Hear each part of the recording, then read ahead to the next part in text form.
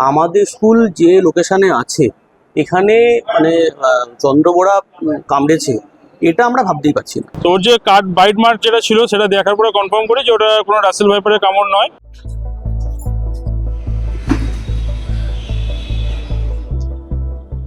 ভবানীপুরের ঐতিহ্যবাহী মিত্র ইনস্টিটিউশনে সাপের আতঙ্ক। সোমবার মর্নিং সেকশনের ক্লাস চলাকালীন প্রথম শ্রেণীর এক পড়ুয়াকে ছোবল মারে বিষধর চন্দ্রবড়া সাপ। প্রাথমিকভাবে জানা গিয়েছে এমনটাই।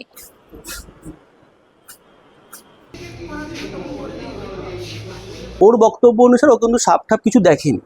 ও দেখেছে দরজার পাশে একটি সুতো মতন অংশ কিছু একটা বেরিয়ে আছে এবং ও সেটা খেলার ছলেই ও ভেবেছে সুতো কিছু আছে পড়ে আছে, ও ধরে টেনেছিল।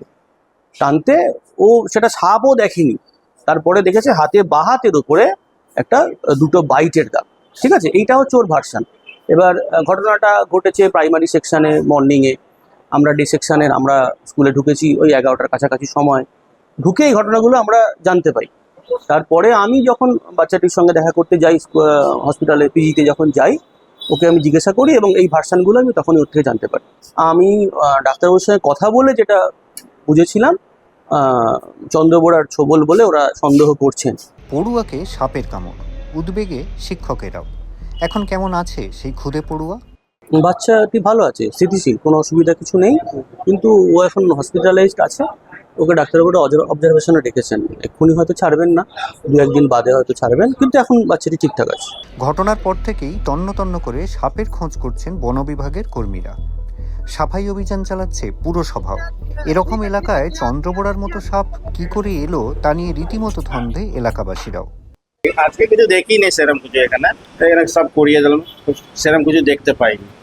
অনেক কিছু দেখছি, সব সূচনা করা হচ্ছে, তারপরে হেলথ ডিপার্টমেন্ট সব কিছু এসে ওষুধ টষুধ দিচ্ছে, সব ডিপার্টমেন্ট করছে, সব ফরেস্ট ডিপার্টমেন্ট এসছে, আবার এসে খোঁজ করেছে, পাইনি কিছু। মনে হচ্ছে আশেপাশে পার্ক থেকে আসার কথা, ফরেস্ট পার্ক থেকে। দেখুন, এ হতেই পারে যে কোনো জায়গায়, এটা তো ইন্টেনশনালি না, হয়ে গেছে তো প্রশাসন তো পদক্ষেপ নিচ্ছে।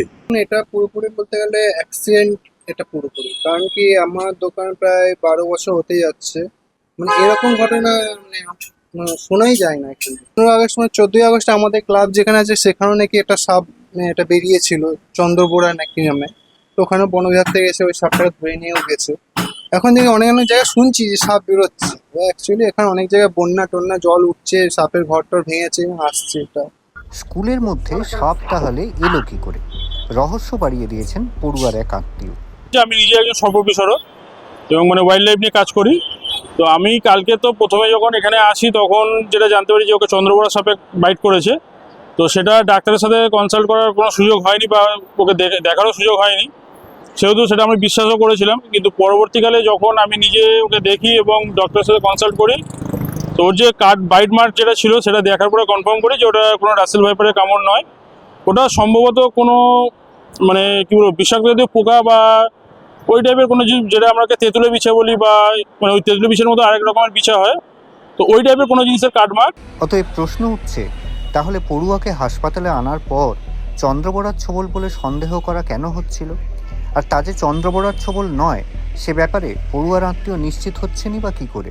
চিকিৎসক যেটা রিপোর্টে পরপর 3-4টে রিপোর্টে দেখাচ্ছে যে রাসেল ভাইপারের ভেনাম, বাট ওটা রাসেল ভাইপারের বাইটও নয়। আর ভেনামটা হয়তো ওই ক্যাটাগরির হতে পারে, বাট যে সাপের যে বাইট বলা হচ্ছিল ওটা স্নেক বাইট একদমই নয়। এটা রাসেল ভাইপারের যদি কামড় হতো, বাচ্চাকে যে টাইমের মধ্যে হসপিটালে আনা হয়েছে বা এতক্ষণ বাচ্চা স্টেবল থাকতো না। আর রাসেল ভাইপার কামড়ালে যে প্রথম যে সিমটমটা হয়, যে জায়গায় বাইট করেছে সেই জায়গাটা যেরকম আমাদের গায়ে যেরকম কি অ্যাসিড বা গরম তেল পড়লে যে ফোঁসকাটা পড়ে, ওরকম টাইপের ফোঁসকা পড়ে যাবে, রক্ত পুরো ক্লট হয়ে যাবে। তো সেরকম কোনো সিমটমই ওর মধ্যে আসেনি। তো সেহেতু চন্দ্রবোড়া বাইটের কোনো ধারণাই নেই। পড়ুয়ার আত্মীয়ের অতএব দাবি সাপের কামড় নয়, যদিও হাসপাতাল সূত্রে জানা যাচ্ছে চিকিৎসকেরা তাদের পুরনো সন্দেহেই স্থির আছেন। অর্থাৎ তাঁদের দাবি চন্দ্রবোড়া সাপই কামড়েছে বাচ্চাটিকে। সাপের কামড় নাকি নয়, ধাঁধা জারি থাকলো এই যাত্রায়। তবে স্কুলের মধ্যে সাপের ভয় হয়তো আতঙ্কই ছড়াতে পারে পড়ুয়া ও অভিভাবকদের মধ্যে। সেই ভয় কাটাতে আগামীতে কি নতুন কোনো পদক্ষেপ করবে প্রশাসন?